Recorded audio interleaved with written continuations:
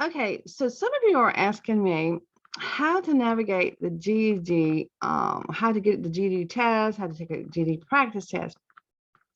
Now you have two options. You can go to a GED readiness center, usually the community college or a local library will have a GED readiness program.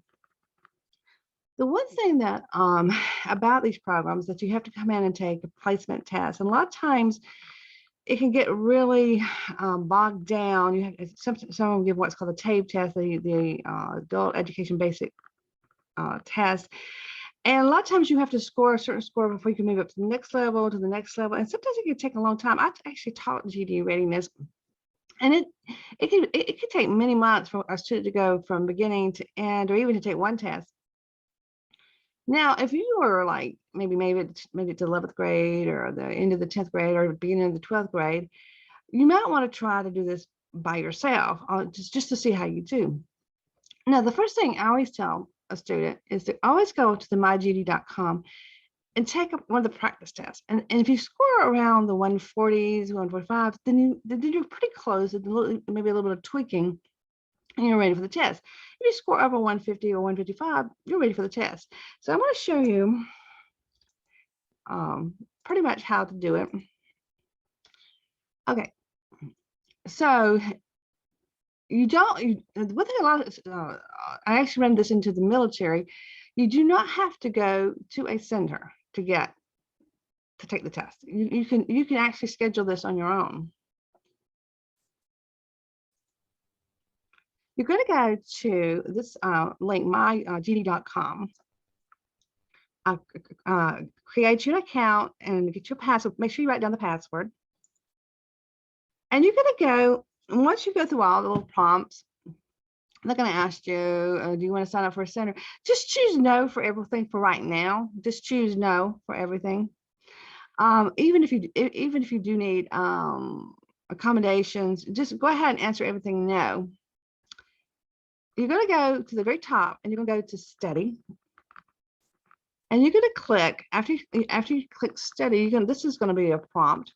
You're going to click practice. And then you're going to get a chance to purchase one of the tests. You can either purchase 4 or you can purchase 1. It's definitely more economical to go ahead and purchase 4, but my advice is just to take 1 right now. When you get done with the test, you'll get a score, like, they'll on the most recent release test score, they'll show you your scores. And it also will give you more of a lateral thing where you are. If you score in the green area, you're good to go. If you're in the red area, you might want to consider enrolling one of the GED readiness classes or purchase one of those GED readiness programs online. And I like to use KT Fast Forward, and you can link the material to what you're studying. So let's say if you took the test and didn't do well, so you decided that you're going to purchase either GED Academy or KT Fast Forward or whatever, or you want to do it on your own. You don't necessarily have to do it through a program. And it'll tell you what you missed that you need to work on. Now, if you're in a situation where you can't drive to the testing center, you have small children, or you're in quarantine or whatever, and you want to take the test at home, you can. Go to the website and it gives you all kinds of wonderful prompts. Of course, you got to purchase the test, but this is what you're going to need. And you see where it says the GED ready score, you're going to have a green one. So make sure before you do this that you've already passed the practice test. And not just with 145, make sure you have at least a 150, just in case this one's going to be a little bit harder than that. This is what you need. They'll give you this prompt. They're going to have you do a system check.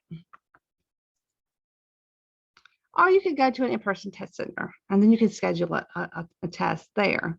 You get to choose. You can take this test in Spanish or in English, and you can purchase a test. Now, these are the prices for the Alabama test. Every state has its own prices, and this is where a lot of the testing centers tend to lure in students. They'll say, well, we'll cover most of the cost of the test. If you add it up, that's $120, or maybe more, but maybe less, depending where you are. Now, this might be a more economical choice for you, but if you're paying to go to class, the gas or the child could, so just look at your total cost. If you scored above a 140 on your practice test, I think it would behoove you to work from home for a little while and maybe do some, maybe it's drop in on a Zoom class or something like that. Now, if you scored below especially the 135s, I would definitely go to a testing center and get some extra help. So don't choose a testing center, don't choose a GED readiness center because it's more economical, because you don't have to pay for the test. That may not necessarily be true. You may have to pay for childcare, gas, whatever other expenses it occurs for you to arrive on. And sometimes there's still a copay. Like I think ours, they still had to pay $10 or $5 themselves. And so at the end of the day, they may end up spending more money and more times, but it's up to you. And if you decide to, you need to find a test center, they have a link there. And if you need to find a prep center, they have a link for that too.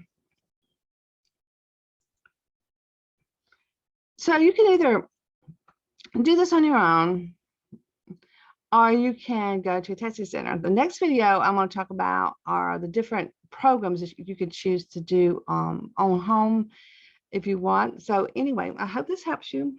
I'll talk to you later. Bye-bye.